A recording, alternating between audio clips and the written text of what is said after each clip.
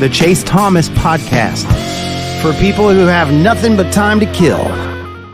And all that kind of stuff. But we shall see. We have a lot of time for figuring out who's going to play where. But it's a fun time. It's a good problem to have, is so much talent that you're not really sure where guys are going to fit. But I think Tony Vitello and Frank Anderson and company are going to do just fine in that regard. On the recruiting front, Ethan Stone, Tennessee on flip watch for 4-star tight end Dasan Bram out of Oregon, who that was something that seemed like it was trending for Tennessee, and then it kind of was a stunner that he ended up at Oregon to begin at the end of this recruitment. And then we're only a few weeks removed, and it seems like Oregon's going to be back to the drawing board on the tight end recruiting trail, because this is their only tight end they have in the class right now. And Tennessee's already got 4-star Jack Van Dorselaer, I think is how you pronounce it, out of Texas. How big of a flip is that for you if Tennessee's able to pull this off and get 2 4-star tight ends in this class here, Ethan Stone? I mean, obviously it's big. I noticed the same thing that obviously you did. It's very strange kind of how Tennessee seems like they're right there for it the entire time, and then Oregon kind of comes out of nowhere, grabs him, and now he's looking like he's going to be, at least according to the latest intel, that he's going to be committing to Tennessee. I mean, I'm not going to lie to you and say I know everything about this kid, but I know obviously having the dude, he's higher rated than Jack Van. I also don't know how you say it, Dorsalian. He's higher rated on that, and I mean, if Oregon right now, one of the better teams, obviously going into the Big Ten, is wanting him, then it's obviously a dude that's going to be able to compete at this level. Yeah, I mean, Tennessee's trending towards a top 6, 7, 8, maybe even top 5 class as of right now. It's turning out to be one of Heupel's best, so it's going to be interesting to see how it keeps going along as the summer progresses. And obviously these past few weeks, Tennessee's been getting a lot of guys. I know there's a couple dudes coming down the pipeline. That safety, Hayward, Hayward. Yeah, Hayward. He's going to be committing here soon. Obviously Tennessee. And we should also mention 2 new crystal balls for Jaden Perlotti on 247 Tom Loy & Company. So the current 4-star Georgia commit at linebacker. I mean, these were like, if they're able to pull off Perlotti, and then I think they will still be in on at least one more linebacker, because they need some. You always want some more depth, even if you're only playing 2 backers like Tennessee does throughout the year. I think after Peely's gone, you still would like a little bit more depth. Like, I think you feel good about some guys, but I think Tennessee is not in a position where they can say no to 4-star blue chip talent at linebacker, even if they're not sure what the numbers look like going next year. I don't know. Like, I think T. Lander is going to be a good player. Aaron Carter should be a great player this year, but you want to add some more depth in this cycle for sure. And like you said, Ethan, I mean, this is, if Tennessee's able to pull off Bram from, is it Bram or Brame? Do y'all know? I have no idea. I never have any idea. I assume Bram, but I have no idea. I'm just reading, and it's one of those things that y'all, like, as an avid reader, like, you just read like things. And I remember Game of Thrones was like this, where I would hear it for the first time, like, oof, that's not how I pronounced it in my head when I was reading this book for 3.5 months. That is not what I had. That's what I just feel like when I read a lot of different recruiting guys, and just not hearing it out loud, because I don't watch the recruiting like stuff, so I'm only reading it, and I'm just like, all right, here's my guess. So apologies if we're mispronouncing there, but I just look at it. It's kind of interesting that Tennessee is in a position to do this, because Ethan Davis, it's a huge year for him. Tennessee really needs Ethan Davis to be a big time tight end for them. I like the number 0 tight end number change. I think it's good for a tight end. I feel better about Ethan Davis at 0. I think it's gonna be good for him, but they need that.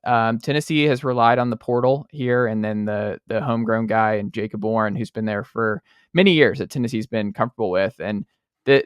Now they kind of, like, those guys are gone. Like, McAllen Castle's obviously gone. Holden Staves will be on after this year. Like, they need to start developing some in-house guys. And if you're able to get 2 super talented guys to go along with Ethan Davis going into next year, and not to mention Cole Harrison, who was a late addition here, we'll see what he looks like. But Carson Sneed, Kendry Harrison I think it's Kendry Harrison for the 2026 class. Tennessee's quietly, like, putting together, they can stack some 4- and 5-star tight ends in back-to-back classes here. And don't look now, Georgia fans, but many are saying tight end you at Tennessee, Ryan Schumpert. Iowa still exists. Who was the last tight end they put in the? Was it Sam Laporta? Sam Laporta, yeah. Who Okay, just Sam had the Laporta. best rookie Said you season. got me with that one. Arguing that one. In the words of Ryan Schumpert, you got me. Allow me to be negative Nancy that Chase tries to portray me as. I'll start by saying Deshaun Brain, big time Job from Arrested Development vibes. I have made a huge mistake 2 weeks after committing to Oregon. It's Great like reference. he's definitely not going to Oregon. 2, I think from a recruiting standpoint, it's an incredibly impressive win, and he's an incredibly impressive looking prospect. I mean, you even just look besides Oregon, who's recruiting about as well as any program in the country. I think the other official visits he took were like Ole Miss, LSU, and I can't remember the other one, but another school that's recruiting really, really well. Now allow me to be negative Nancy. Tennessee doesn't throw the ball to tight ends. Sorry, I'll believe it when I see it. It's like Chase. I don't think it. More if it's going to sure. change, it's going to change, it's this year. Maybe with Stays and Ethan Davis, I feel like it's going to change. Those guys they might do it. They might do it more, but I just think fundamentally the offense that Josh Heupel runs is not predicated on throwing the balls to the tight ends, and I just don't think it's going to ever be a real mainstay in their offense. Like certainly it is for Iowa or it is for Georgia. So it's great. It's good recruiting. It's impressive recruiting. You still want to get the best players at the position. But for me, a shady Hayward commitment at a spot where Tennessee has not recruited well the last couple of years moves the needle way, way more. Or Jaden Perlotti at a spot that Tennessee has recruited pretty well, but one of the more important positions of the field. To me, personally, that moves the needle a whole lot more than at a position, even a really good player at a position I just don't think is a huge priority in Tennessee's offense. I agree with what you're saying, Ryan, and it's hard to completely buy into all this tight end hype on the recruiting trail because of what we've seen and the fact that they've only been used really as end zone targets. McCallum Castles and Princeton Fant had a little bit of different roles, especially Fant, of course. He was Tennessee's Taysom Hill. But I think when you have better athletes, they can make differences in between the 20s. And maybe we'll see that this year with Stays and Davis. I think that what the tight end room probably has a lower floor this year because Warren was so stable and so consistent, and Castles was a seasoned guy, 5th, 6th year in college. But the upside of the room this year, and I think going forward, if they continue like this on the recruiting trail, is much higher and maybe can develop into a unique position for the Heupel offense. Well, I don't know. It might be the Miles Kitselman conversation where it seems like he had a really good spring and summer. Like if he's solid, that's 3 guys. Tennessee didn't have 3 tight. Like that's someone who you got to keep an eye on, right? Yeah, I mean, I think it's. Go ahead, Ryan. No, I was just gonna say I've seen where it's like obviously a possibility he could be the starting tight end day one, but I just Phil Steele has Kitselman is tight end 1 in the annual here from that just came out, the Phil Steele college football preview. Kitselman's tight end 1. I think it's huge from a depth standpoint because Tennessee really has kind of gotten lucky at tight end the first 3 years of Heupel, where they've really had 2 playable guys all 3 years, and they just have never had an injury, and that's been very, very fortunate. So I think from that standpoint, it's big to have a good third option because it's obviously a very real possibility that somebody does get injured, and then you have someone who's a solid player having to play every snap in the game, or you're asking someone that's maybe not equipped to playing at a high level in the SEC having to fill in and play 40% of the snaps or something like that. And we didn't mention Christian Gass, right? Like that's a huge win over Georgia. Like that was a take for Georgia, and you don't know what his position is here. Like Jaden Perlotti is a linebacker.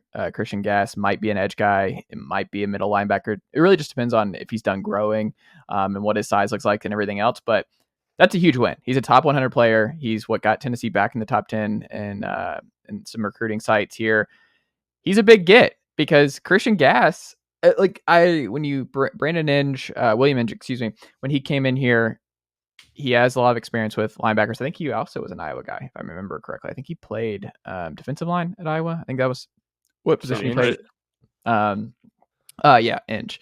I think he was an Iowa guy. But I just look at it.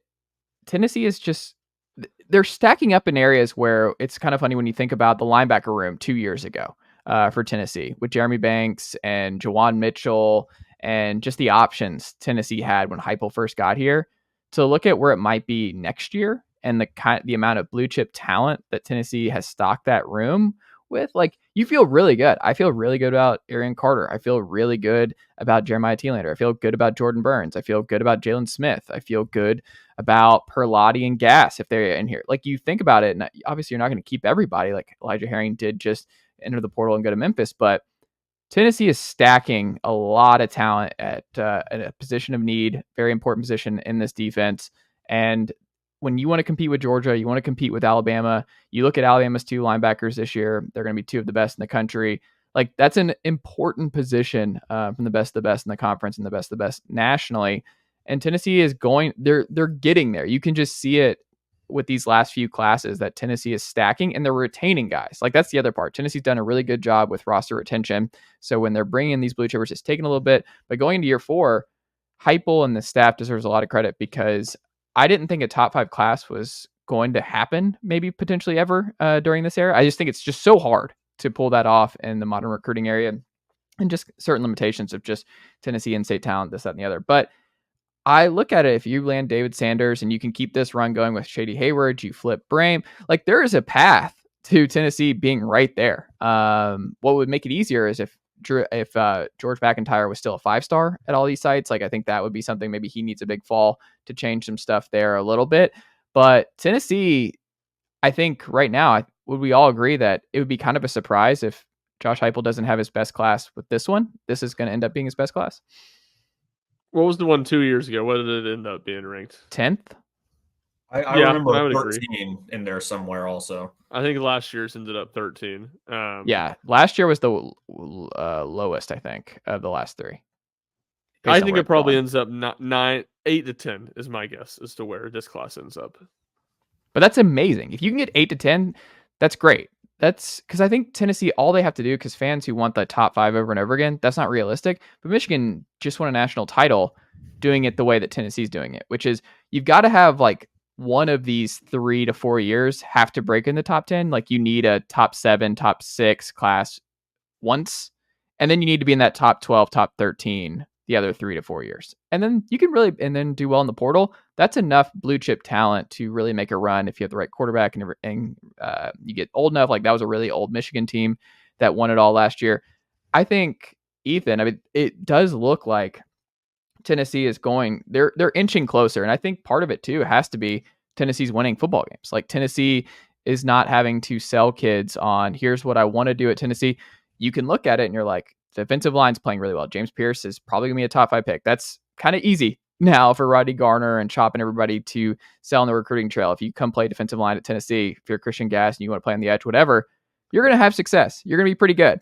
Here's what it looks like, and here's what you can be. And Keenan Peely has an opportunity to really thrive and become an NFL draft pick this year.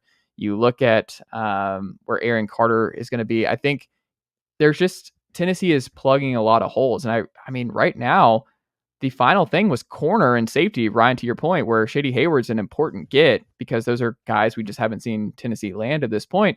But if they start closing there too, Ethan, we're getting into a point where Tennessee's roster is going to be deep all across the board sooner rather than later. Not to mention, there's that other corner, Onus. We talked earlier about names. I'm not going to get the corner out of Onus K from out of South Carolina, I think Columbia. Mm-hmm. I mean, there's him, and kind of going back to a little bit of what Ryan was saying, finishing around 8, 9, or 10. If you want to be in this 6, 7, 5 range, you got to get one of these 2 5-star offensive linemen. You got Josh Petty, you got David Sanders. If you get one of them, if you get both of them, I mean, you're absolutely sitting within the range where, I mean, think about this. Hayward on Saturday, I believe, is going to be committing. You could have Brame. You could have, I mean, there's just, is Jamie French still out there as well? I'm not 100% sure. I think they're done. Travis Smith going in, I think that's over. Yeah. I wasn't 100% sure where they were on that. But I mean, it feels like with the recent momentum that they've had, that it's just going to keep going. Like, I don't feel like it's going to be stopping anytime soon.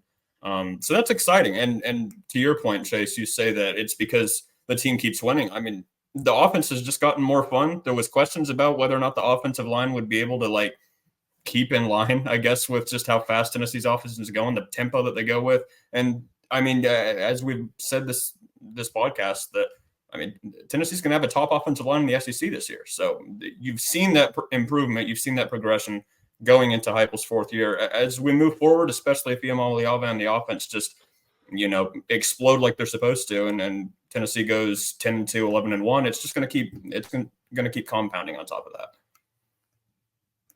One thing I would add, when to your Michigan comparison, I think what becomes hard with that is it's going to be a lot harder to get old to the extent that Michigan did without the COVID years. I mean, Michigan, they had like 35 seniors last year or something to that extent. That's not going to happen now. And JJ McCarthy was a good player. Probably better than good. I don't know. I didn't watch a ton of Michigan football games last year. I don't mean to be disrespectful, but quarterback's the equalizer. I've probably said it on here a million times, and you feel confident that Tennessee is going to have good, consistent quarterback play with Josh Heupel, and it's sometimes elite. So I think from that standpoint, if you can be around the top 10 and right inside the top 10 pretty consistently, maybe more than 1 out of every 3 or 4, maybe 2 out of every 4, I think that Tennessee does set themselves up to be in a good spot. And then, you say the defensive backs. Now, I continue to think I may be higher on the corners, at least the long-term potential of Tennessee's corners than most are. I like the talent there. I think they've recruited there, not great, but a whole lot better than they have at safety. And again, I don't know. I like Ricky Gibson. I like Jermon McCoy. And you talk about those guys being true sophomores this year. I don't know how good it looks this year, but I do think they're more talented than what Tennessee's had the last couple of years, or really Heupel's whole tenure. And obviously, just being their sophomore seasons, I think that's going to be something Tennessee can build off moving forward. I wish we got Gabe Judy-Lawley for one more year. He was really solid, and I understand you can't have Kamal, and I think the more top end talent with Ricky and Jermod is gonna be fine. But I think we'll see what Jalen McMurray is. But Gabe Judy-Lawley was quietly very, very good for Tennessee down the stretch. Him and Kamal really settled in across from one another, and it would have been nice to get one more. I would have loved one more year of Gabe in this defense. I think that kind of to see where they're gonna end up getting. But I mean, Jordan Matthews too, 4-star, who was a big time get for Willie Martinez a couple of years ago. He's sitting there at the 4 spot in the depth chart. But nicely done, nephew. The Chase Thomas podcast. Hell yeah.